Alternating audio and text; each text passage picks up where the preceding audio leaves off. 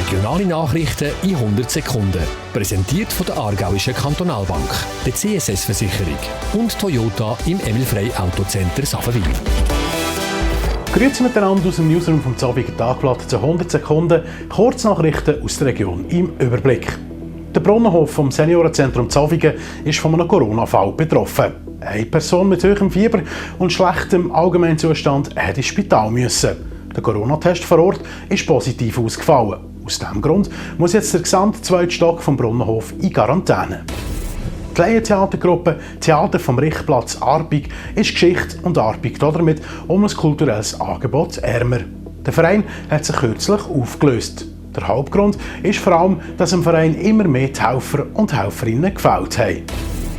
Eine Frau aus dem unteren Wickertal hat sich diese Woche wegen mehrfachem Betrug vor dem Bezirksgericht Willisau verantworten. Die 35-jährige Bosnierin hat Falschangaben gemacht und zu Unrecht Arbeitslosengeld bezogen. Die Frau war von 2017 bis 2018 zeitweise als arbeitslos gemeldet, hat aber gleichzeitig für eine temporäre Firma gearbeitet. Sie haben nicht gewusst, dass temporäre Arbeit angegeben werden muss und niemand vom RAF hat das richtig erklärt oder sie haben es nicht richtig verstanden.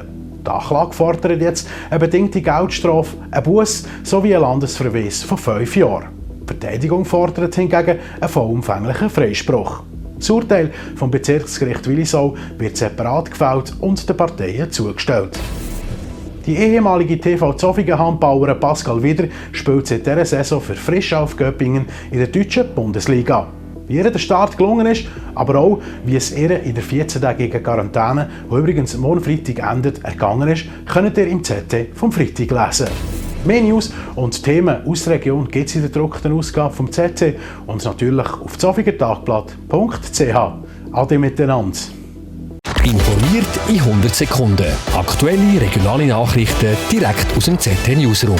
Ist Ihnen präsentiert worden von der Aargauischen Kantonalbank. Am richtigen Ort. Der CSS-Versicherung. Ganz persönlich. Und Toyota im Emil-Frey Autocenter Saffenwil. Mit Emil Frey zu Ihrem Traumauto.